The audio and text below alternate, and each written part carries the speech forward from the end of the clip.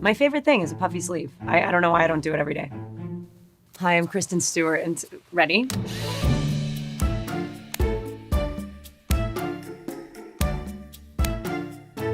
This is from Twilight 1. It rains a lot up there in Forks, and so I have glovies and a big fall of hair that's not mine.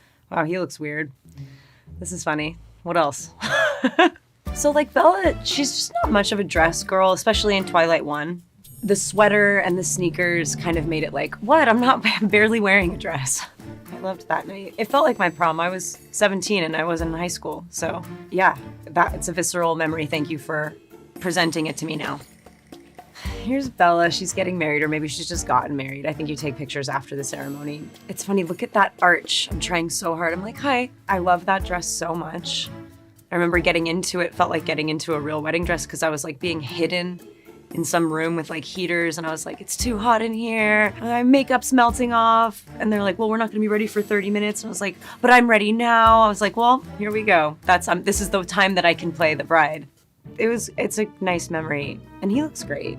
Yeah, I think if I were to ever do like a classic wedding dress, this is kind of the one. This is the picture. I'm not gonna do it, but I got to do it. And I appreciate that. So this is a photograph of myself and Jodie Foster in the panic room. And I've recently watched this movie. It's really good. I wore the same pajamas for 8 months. I turned 11 years old on this movie. I got my period on this movie. My pajamas were red. That was a prescient choice. The clothes were great. She's so kind of like austere and like sad, but clearly gonna get her like groove and power and mojo back. And the kids like, you can curse and you can drink Coca-Cola and have pizza and be happy. I have very fond memories of that tiny little cell. We were in it for 8 months wearing the same clothes. Just to speak to the clothes, because that's what I'm supposed to do. I mean, they are like really defining and perfect for these two ladies. I watched it recently and I was like, there's something distinct going on here. And it might be hard to put your finger on, but I just was like, oh, I know who these people are. Michael Kaplan designed this one. He is also a legend. Well done.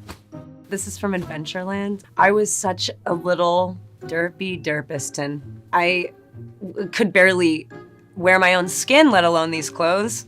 I loved making this movie so much. I still have my Games shirt. So fun. I mean, the 80s and the 90s, they're back in full force. And the early 2000s. Yeah, this was so fun wearing a t-shirt in the pool. That's such a distinct era of time where you're wearing t-shirts into pools, where you're not just removing the item, wearing a bathing suit. Somehow this was the sexy option. He's really gonna like me in this sopping wet black t-shirt.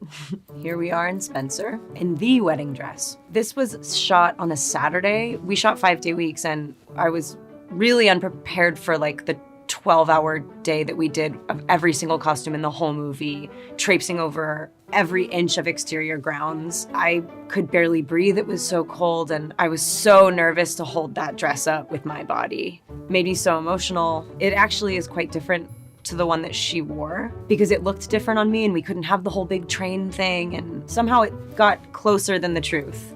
A really good designer knows how to dress the human being and not lose sight of that human being while telling a greater story. This was so fun. This is when I got to play Joan Jett in the Runaways. But me and Dakota, who played Cherie Curry, got to play around and take all these photos before we started shooting because we know them in images more than we do footage. She's just one of the most intrinsically herself motherfuckers that's ever been, and clothes mattered, fit mattered, my body's different. I'm looking at this going, God, you could have done better. I look at this and I'm like, well, I need an hour to discuss the memory flood and the sort of like negotiation between things that you're proud of and things that you could have done better, and then also just sort of letting it be what it was. And I was so young, and I love Joan so much, and I hope she's great. And hi, what's up if you see this?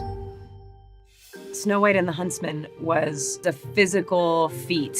The armor made me so physically incapable. It was really fun to put this stuff together. Colleen Atwood is a genius, beautiful designer. The clothes evolved in this really cool way that on big movies, usually they're not allowed to degrade and like, it feels kind of stuffy, or even when you do make a choice to like rip the dress off at the bottom, it feels like there's a little tear already and ready to break away. Like her clothes are lived in.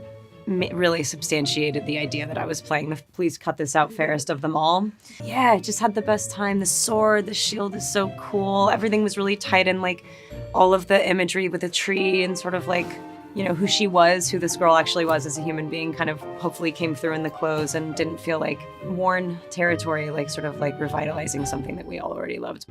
Okay, yeah, so Personal Shopper was all about the clothes too, and about it being not about the clothes in this weird, conflicted way. I was playing someone in such deep grief and like having such an existential spiral into an identity crisis. So the clothes being something that she could put on and find stimulus through, or kind of even like a little bit of like feeling like she might be alive and not dead through, was fun. I couldn't see how beautiful everything was until I watched the movie.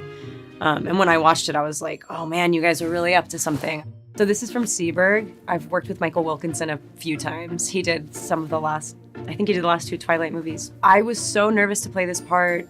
She has an elegance and a sort of poise, while being quite radical and wild and cool and hot. She was required to be such a lady then. She's someone that I've coveted as an actress and kind of just an icon for a long time. So him putting me in the right clothes, it gave me the confidence to inhabit space on that set.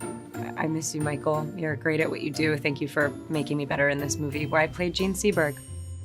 This is Love Lies Bleeding. Olga Mills is the costume designer for this, and she is somebody that I want to steal and keep in my proverbial pocket. She's an incredible costumer. She understands texture and tone and intonation and everything that everything implies without having to be super exact. Like, you can tell her a feeling and she gives you the right pair of jeans. We figured out that my character was definitely a soft-shoed person.